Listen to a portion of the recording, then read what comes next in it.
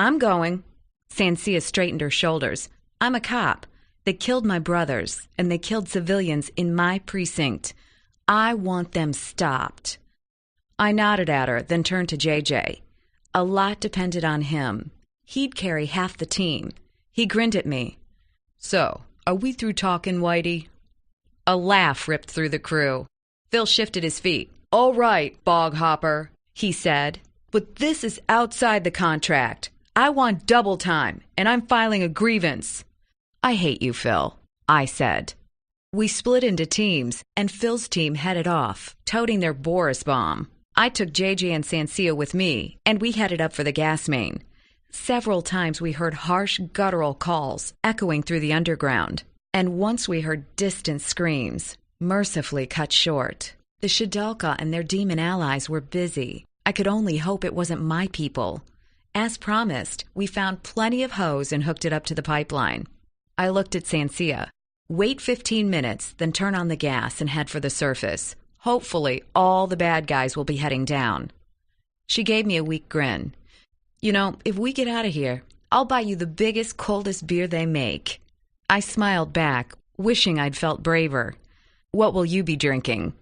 A nice Chianti, in front of a pile of veal parmigiana.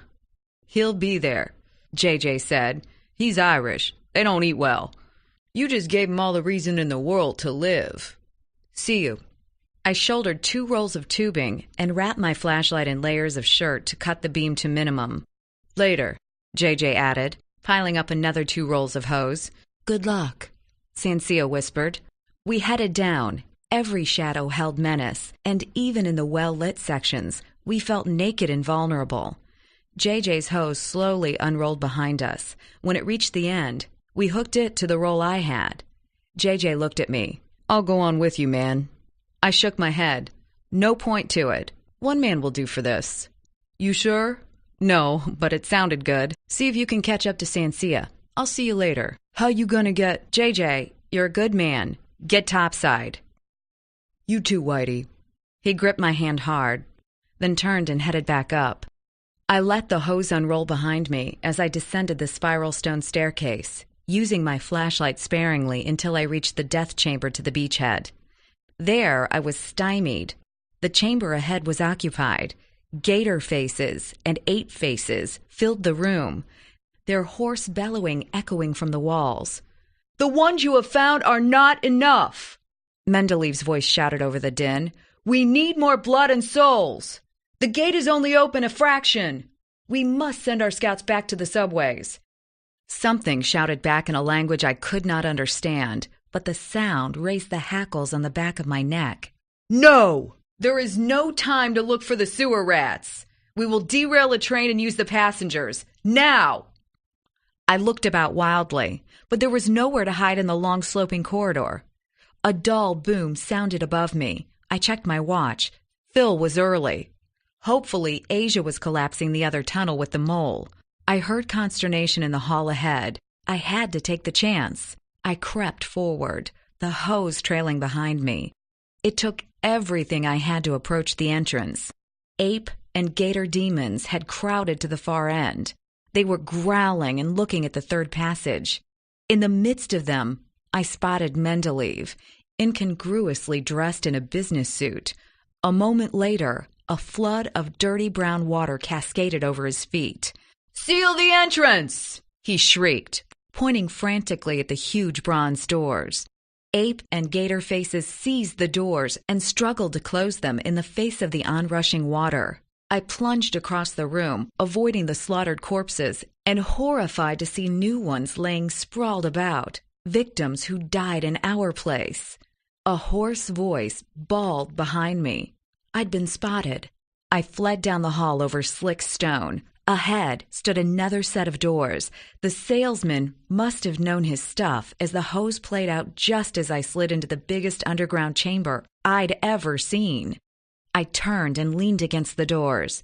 They moved surprisingly easily, and, thank God, there was a bar on the inside. I dropped it in place. An awful thought hit me. I looked down, but the doors were not so tight against the floor that they'd crimp the line. The gas would flow. In fact, it was flowing now. The smell of propane filled my nose. I leapt back as the door rang with a great song. Company had arrived. I looked about, hoping for another exit, but the chamber was devoid of other entrances. A huge stone altar, lit by arc lights and surrounded by scaffolding, dominated the room. Brazen flags and symbols decorated the walls, and the air had a strange tang. The doors to my dead end rang again. The gator faces and ape faces were working the metal seriously, and I knew it would only be a few minutes before they got in. "Johnny!" I shouted. "Johnny, where are you? I have a deal for you. You want my dad's lighter? I want something too." The stench of propane was getting notably stronger. The hose was stiff with pressure as it spewed out gas. "Hey, salesman!"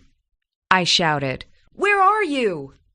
I backed away from the door until I bumped into the horrid altar. It was covered with vessels, filled with stinking, partly congealed blood. I looked about for some hiding place, but there was nothing. The door was beginning to dent and deform under the blows of demons on the other side. If the smell of the gas bothered them, I couldn't tell. But it was starting to make my head swim. "Johnny!" I shouted in desperation as the door started to bulge in. A gap opened by a hinge, and I spotted Mendelev's face, now almost feral, glaring at me. "Hanlon, you scum!" he shrieked. "I'll have you flayed alive into a cloak."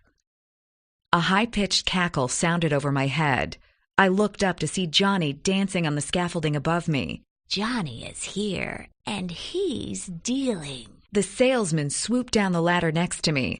His big, oil-pool eyes looked at the slavering horde beating down the door. His spidery hand splayed out like a Bob Fosse dancer.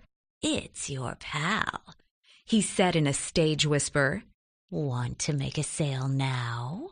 I looked at him, my heart hammering, mouth dry as I stared at what was shoving in the door. "Yeah, I'll trade you my dad's lighter for something I want more than anything." The salesman did a little jig of glee. "Excellent. What? "A way out, goddammit!" "Deal!" Johnny shrieked. "Deal!" He opened his coat. The blackness, almost endless through it, seemed in the distance that there was the tiniest spark of light, like a distant star. The smell of propane was overpowering. With a screech of metal, the doors crashed apart. Fangs, teeth, and red eyes flooded in.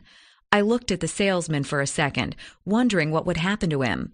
To my shock, he winked and gave me a wicked grin. I looked at Dad's lighter. "This one's for you, Pop," I yelled. I spun the wheel and sparks flicked out. As the flame sputtered to life, I threw myself backward into the salesman's coat. With an enormous woof, the gas caught, and I felt an intense heat for an unbearable fraction of a second. Then it was cold, icy night, and a terrible fall in silence. This must be death, I thought. The world reappeared around me, and sound crashed in. I was lying on my back in the street. Sirens sounded in the distance. Smoke spiraled thin trails up into the sky. In the distance, I heard shots.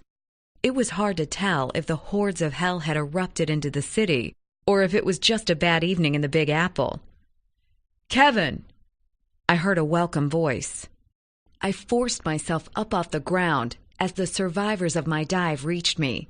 We grabbed each other, pounding backs and shaking hands. I picked Sansia up in a hug. Another face swam into view. Phil. "We saved the world, man," I said. Phil nodded gravely. "And got to destroy management." We looked at each other for a minute. "I'm still filing a grievance," he said. "I hate you, Phil."